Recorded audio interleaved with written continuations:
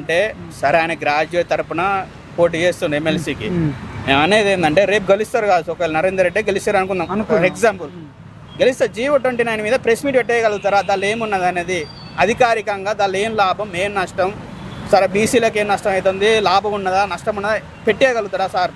ఎస్సీలకు ఎస్టీలకు కానీ.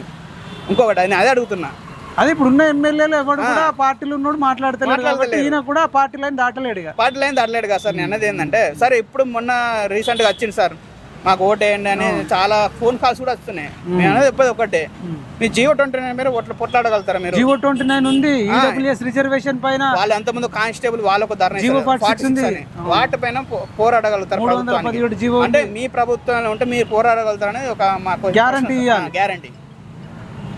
ఇన్ని క్వశ్చన్స్ అడుగుతారు. మరి ఇది కరీంనగర్ అంటే ఉద్యమాల గడ్డ, గీతా భవన్ అంటే ఉద్యమాల గడ్డ, తెలంగాణ అంటారు తెలంగాణ చౌక్ అని.